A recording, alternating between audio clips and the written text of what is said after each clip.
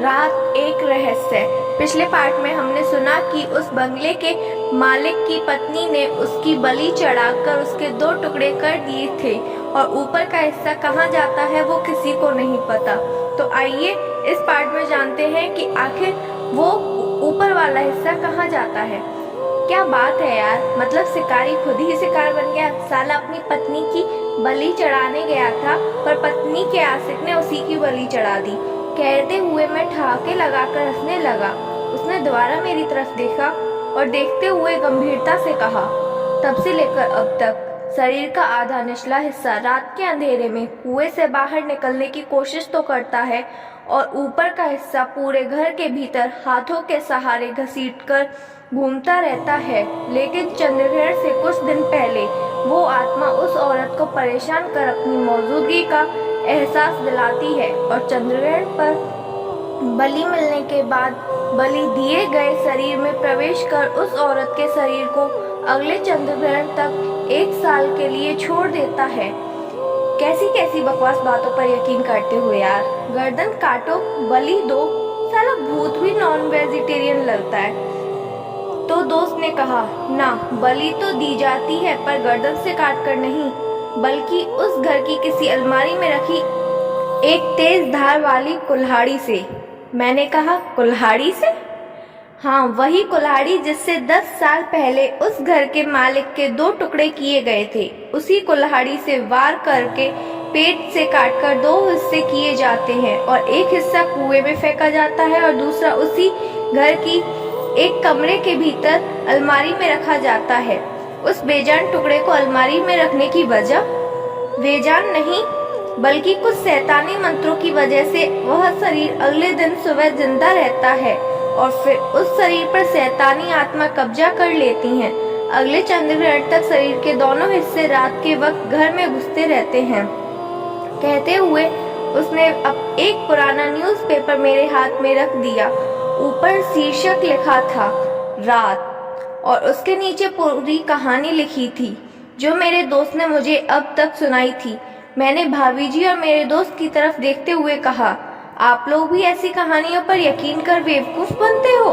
अरे यार, ये सिर्फ एक कहानी है, एक निकम्मे राइटर के खाली दिमाग की उपज। देखो नीचे लिखा भी है, ये काल्पनिक कहानी है।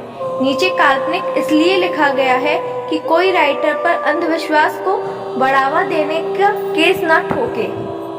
ठीक है, मैं उस घर के भीतर जाऊंगा, रात भर रहूंगा और सब कुछ देखूंगा और ये सब बकवास है यह साबित करूंगा, वह भी इस आने वाले चंद्रग्रहण की रात को। मेरा दोस्त मुझे समझाता रहा पर मैं अपनी बात पर अड़ा रहा। शर्त के मुताबिक मैं रात के करीब 10 या 11 बजे इस घर में पहुंच गया था। शुरू में कुछ भी अजीब नहीं लगा पर जैसे जैसे रात होती गई वैसे वैसे कुछ अजीब सी घटनाएं मेरे साथ घटने लगी। घर का मेन डोर खोलकर घर के भीतर आया और दरवाजा बंद कर लिया। सब कुछ शांत लग रहा था। घर के भीतर अंधेरा होने के कारण मैंने मोबाइल की टॉर्च ऑन कर दी। चलते चलते पूरा घर निहारने लगा। तभी मेरे साथ किसी और 2 कदमों की आवाज भी मुझे आ रही थी। पहले लगा शायद घर काफी दिनों से बंद है इसलिए आवाज गूंज रही है, पर कुछ ही देर में मेरा वहम दूर हो गया क्योंकि एक जगह रुकने के बाद भी वह कदमों की आवाज आती रही और दरवाजा खुलने की आवाज के साथ बंद हो गई। मैंने पीछे मुड़कर देखा तो घर का मेन डोर खुला हुआ था। मैं हैरान हो गया क्योंकि आते वक्त मैंने उस दरवाजे को बंद किया था। मुझे लगा कोई चोर या लुटेरा पुलिस से बचने के लिए यहाँ दुबक कर बैठा है।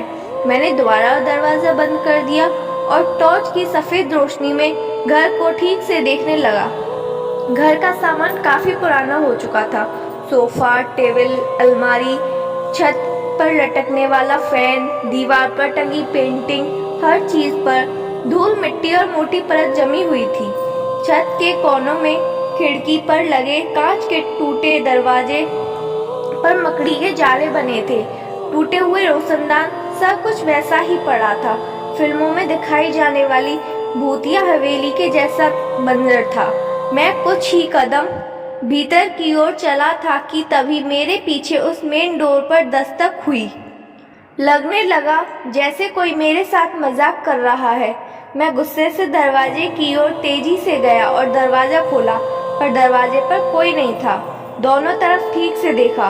मैंने दरवाजा खुला ही छोड़ दिया और घर के भीतर आने लगा, और उस घर में मैंने अपने साथ चलने वाले किसी और की भी आहट पूरी तरह से महसूस की।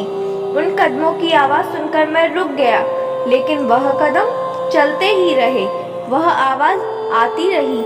आवाज़ कहाँ से आ रही है यह समझ नहीं आ रहा था, लेकिन अब आवाज़ दूर जाते जाते हुए साफ सुन रहा था। मैंने सोचा अंधेरे का फायदा उठाकर कोई मेरे साथ खेल रहा है, मतलब कोई और भी इस घर में पहले से मौजूद है, या मेरे दोस्त ने कोई प्लान बनाया है मुझे डराने का। और दोबारा सब कुछ शांत हो गया।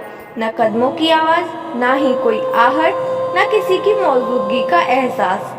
चारों ओर फैला गहरा सन्नाटा मुझे एहसास दिला रहा था कि मैं इस जगह अकेला हूँ, पूरी तरह अकेला।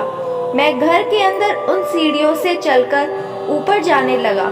टॉर्च की सफ़ेद रोशनी में वह लकड़ी की सीढ़ियाँ काफ़ी कमज़ोर दिखाई दे रही थीं। लग रहा था अगर थोड़ा सा भी ज़्यादा वजन पड़ेगा तो वह बीच में से टूटकर मेरा पैर इस सीढ़ियों के अंदर फंस जाएगा। मैं संभलकर पैर रख रहा था, पर एक सीढ़ी पर मेरी नज़र गई। लग रहा था उस सीढ़ी पर खून जमकर सूख चुका है, जैसे कई सालों से वह धब्बे वैसे ही उसी जगह पर हैं। ना किसी को उनको देखा, न किसी ने साफ किया।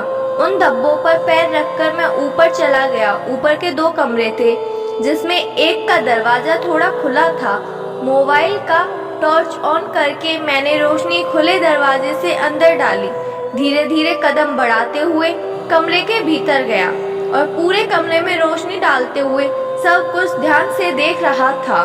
तो दोस्तों, जो मैंने आहट सुनी वो मेरे दोस्त की थी या सच में कोई वहाँ पिशाच था?